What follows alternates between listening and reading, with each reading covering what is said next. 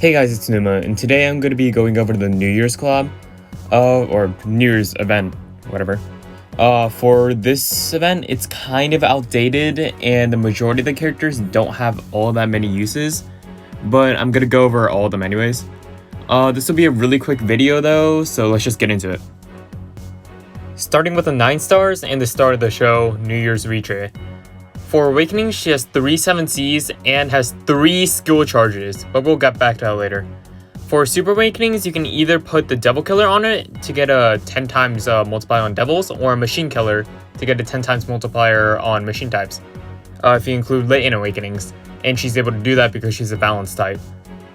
So if you want to go to like the dungeons like Grotesque Being, then you should put the Devil Killer on it, but if you want to go to the dungeons like the Colosseum, because we're getting a new Colosseum most likely later, put the Machine Killer on it.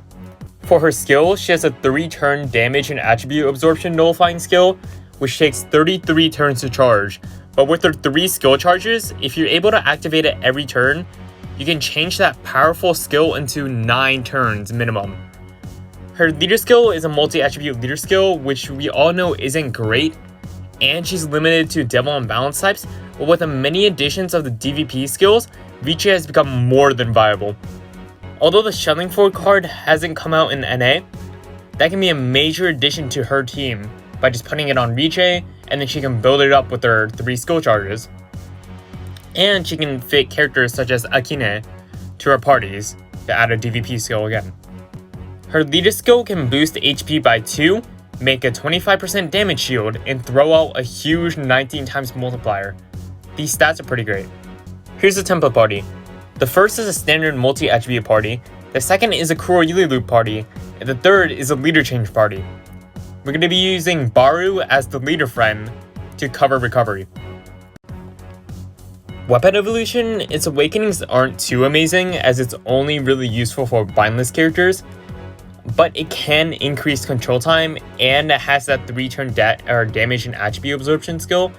So if you're desperate for a multiple turn fusion, then I guess it can work, but the turns are a little too heavy to use it as an inherit.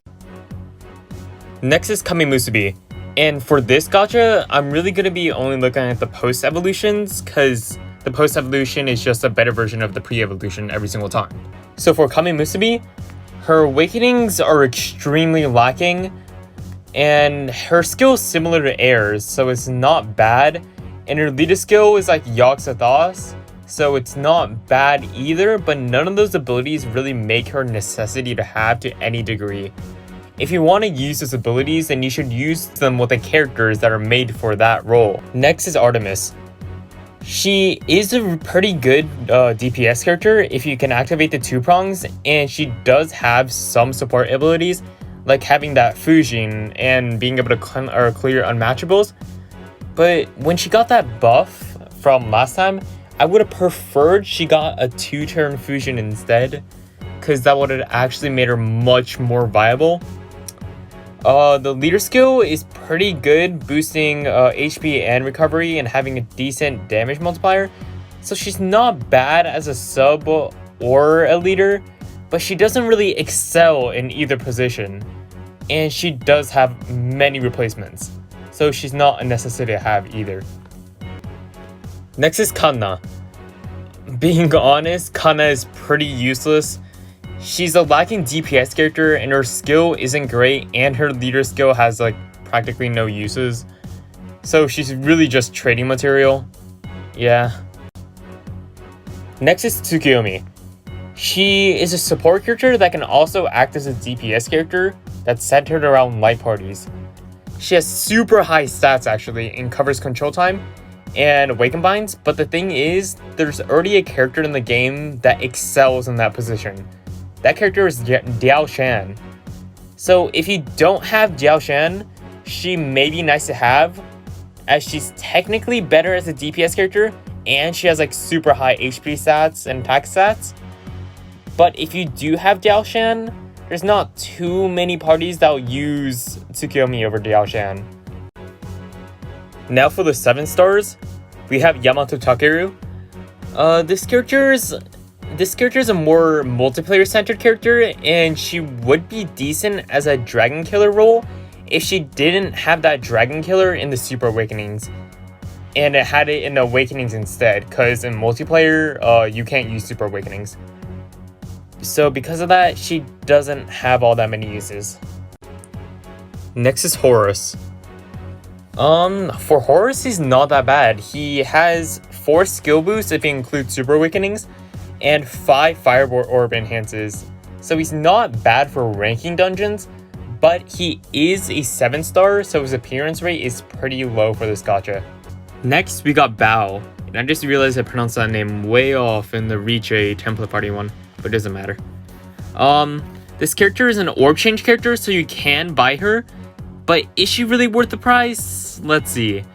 Her awakenings aren't bad. She has an immobility resistance and a guard break, so and her skill is a 2-turn awaken bind heal and a log skill, so you're able to handle spinners with this skill and throw out quick awaken bind heals, which is useful in the late part of Grotesque Being, as you can see in Diao Shan.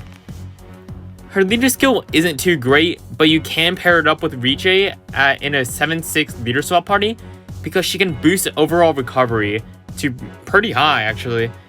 So is she worth it? For specific uses, yes, like the Reach A party, but not really if you're not interested in that Reach A party or just like attribute or multi-attribute parties in general. Next is Khepri. For Khepri, she has a combo adding skill that you can assist on characters, which is pretty useful, but that's really all there is to her. She could be decent as a support sub, but there's much better options that you can use instead of her. Next is Ganesha.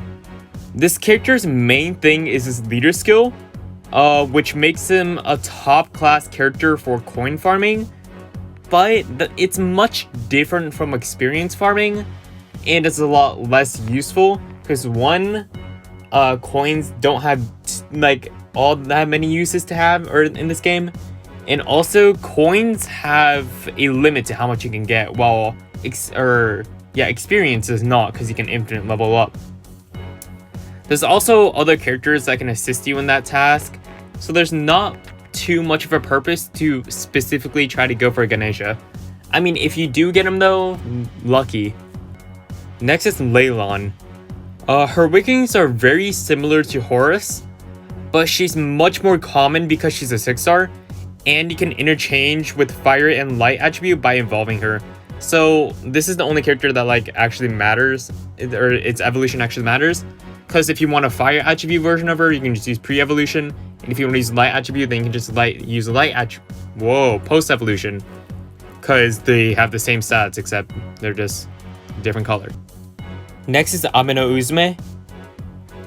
She has 2 multiplayer boosts, a guard break, and she can heal awaken bind and bind status and send out true damage. So as a farming character, she's not bad at all. But as far as I know, I don't think she's ever been too used. Next is Mitsuki. Mitsuki, she has 2 machine killers and 3 heal orb enhances. So for being a 5-star, she's not terribly bad as a sub.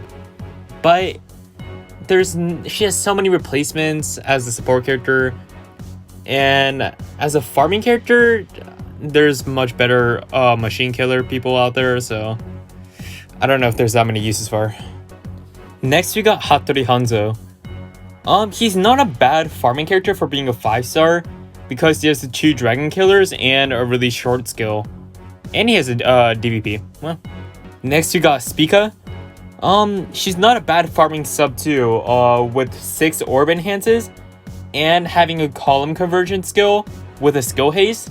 So this is probably the best character out of the 5-stars, just to have. I don't think she's gonna be too used, but it's always nice to have her. Alright, now we got Grand Tengu.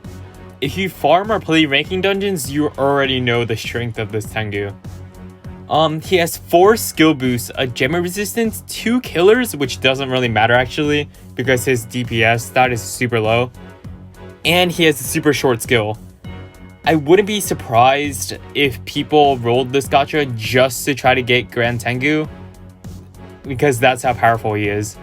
I mean, if you farm a lot, you might know that Grand Tengu can be replaced by some characters, but there's actually a lot of times where Grand Tengu is a necessity to have in the parties if you want to farm that specific dungeon. Finally, we have Jeanne d'Arc. She has 7 auto heals and a really short skill, which is a breath. So she's not terrible as a sub for farming parties, but our Grand Tengu kind of just outshines her by like everything. So yeah, she also has a lot of replacements. Alright guys, that's going to be the end of this video. I know it was a fairly short video and not extremely informative because it didn't go in depth for like every single character, but this gacha only has a few characters worth getting and you're not even confirmed to get those characters, so this rem is really just like not worth it. If you want Riche, which is like the main thing I would want really, apart from like Grand Tengu, I'd recommend just trading her instead. But yeah, if y'all enjoyed this video, check out or leave a like, press the sub button, and leave a comment below or something. It'd be really nice if you check out the Patreon down below. And yeah, I'll see y'all later. Peace.